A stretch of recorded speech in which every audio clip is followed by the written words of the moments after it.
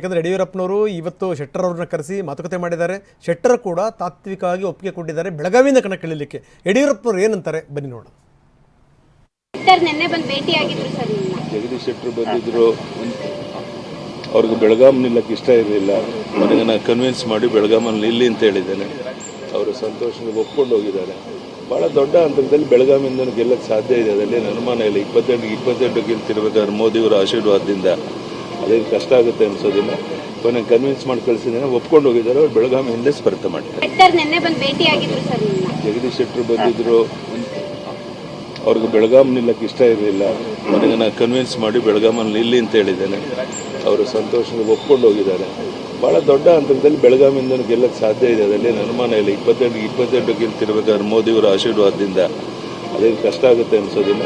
ಕೊನೆಗೆ ಕನ್ವಿನ್ಸ್ ಮಾಡಿ ಕಳಿಸಿದ್ದೇನೆ, ಒಪ್ಕೊಂಡು ಹೋಗಿದ್ದಾರೆ. ಅವ್ರು ಬೆಳಗಾವಿ ಹಿಂದೆ ಸ್ಪರ್ಧೆ ಮಾಡಿದ್ದಾರೆ. ಜಗದೀಶ್ ಶೆಟ್ಟರ್ ಬಂದಿದ್ರು. ಅವ್ರಿಗೆ ಬೆಳಗಾಂ ನಿಲ್ಲಕ್ಕೆ ಇಷ್ಟ ಇರಲಿಲ್ಲ. ನನಗೆ ನಾನು ಕನ್ವಿನ್ಸ್ ಮಾಡಿ ಬೆಳಗಾಮಲ್ಲಿ ನಿಲ್ಲಿ ಅಂತ ಹೇಳಿದ್ದೇನೆ. ಅವರು ಸಂತೋಷದಿಂದ ಒಪ್ಕೊಂಡು ಹೋಗಿದ್ದಾರೆ. ಭಾಳ ದೊಡ್ಡ ಹಂತದಲ್ಲಿ ಬೆಳಗಾಮಿಂದ ಗೆಲ್ಲಕ್ಕೆ ಸಾಧ್ಯ ಇದೆ, ಅದರಲ್ಲಿ ಅನುಮಾನ ಇಲ್ಲ. ಈಶ್ವರಪ್ಪ ಬಿಜೆಪಿಯ ಕಟ್ಟಾ ಕಾರ್ಯಕರ್ತ, ಜೊತೆಗೇನಂದ್ರೆ ಇಲ್ಲಿ ತನಕ ಸಾಕಷ್ಟು ಸಂದರ್ಭಗಳಲ್ಲಿ ರಾಜಿಯಾಗಿದ್ದಾರೆ. ಆದರೆ ಈ ಬಾರಿ ಯಾಕೋ ಸಿಡಿದೆದ್ದು ನಿಂತಿದ್ದಾರೆ. ನನ್ನ ಮಗನಿಗೆ ಟಿಕೆಟ್ ಕೊಡ್ತಿಲ್ಲ, ಯಡಿಯೂರಪ್ಪ ತಪ್ಪಿಸಿದ್ರು ಅನ್ನುವಂಥ ಮಾತು. ಇಲ್ಲಿ ಒಂದು ಸಂಗತಿನ ಗಮನಿಸಬೇಕು. ಯಡಿಯೂರಪ್ಪನವರು ಕೇಸ್ ವಿಚಾರಕ್ಕೆ ಸಂಬಂಧಪಟ್ಟಂಗೆ ಆಗ್ತಾನೆ ಈಶ್ವರಪ್ಪನವರ ಬೈಟನ್ನು ತೋರಿಸಿದ್ವಿ ನಾವು. ಅವ್ರು ಹೇಳಿದಂಥ ಮಾತನ್ನು ತೋರಿಸಿದ್ವಿ. ಯಡಿಯೂರಪ್ಪ ಅಂತ ವ್ಯಕ್ತಿಯಲ್ಲ, ಇಲ್ಲಿ ಏನೋ ಷಡ್ಯಂತ್ರ ಇದೆ ಅನ್ನುವಂಥ ಮಾತನ್ನು ಹೇಳಿದರು. ಆದರೆ ಟಿಕೆಟಿನ ವಿಚಾರಕ್ಕೆ ಸಂಬಂಧಪಟ್ಟಂಗೆ ಅವರು ಹರಿಹಾಯ್ದಿದ್ದಾರೆ. ಎಲ್ಲಿ ನಮ್ಮ ಮಾತು ಕೇಳ್ತಾರೆ ಹೈಕಮಾಂಡ್ನವರೆಲ್ಲ ಬರೀ ಯಡಿಯೂರಪ್ಪನ ಮಕ್ಕಳು ಮಾತೇ ಕೇಳ್ತಾರೆ ಅಂತ ಕೂಡ ಈಶ್ವರಪ್ಪ ಹೇಳಿದ್ದಾರೆ. ಕಾಂತೇಶಿಗೆ ಟಿಕೆಟ್ ಕೈ ತಪ್ಪಿರೋದು ಹೌದು.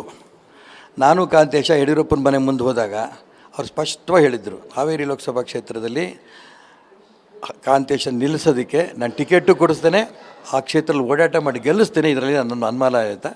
ಆದರೆ ಯಡಿಯೂರಪ್ಪನವರೇ ಮತ್ತು ಅವ್ರ ಮಗ ವಿಜೇಂದ್ರ ಇಬ್ಬರು ಸೇರಿ ಷಡ್ಯಂತ್ರ ಮಾಡಿ ನನ್ನ ಮಗನಿಗೆ ಆ ಲೋಕಸಭಾ ಕ್ಷೇತ್ರ ಟಿಕೆಟ್ ತಪ್ಪಿಸಿದ್ದಾರೆ. ಕಾಂತೇಶಿಗೆ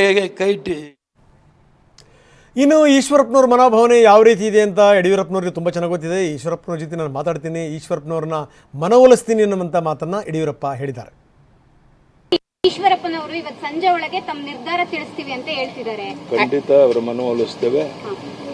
ಅವರು ನಮ್ಮ ಜೊತೆಗೆ ಇರಬೇಕು, ನಮ್ಮ ಹಿರಿಯ ನಾಯಕರು.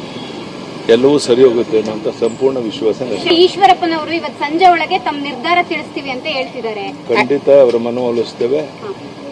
ಅವರು ನಮ್ಮ ಜೊತೆಗೆ ಇರಬೇಕು, ನಮ್ಮ ಹಿರಿಯ ನಾಯಕರು. ಎಲ್ಲವೂ ಸರಿ ಹೋಗುತ್ತೆ ಅನ್ನೋಂಥ ಸಂಪೂರ್ಣ ವಿಶ್ವಾಸ.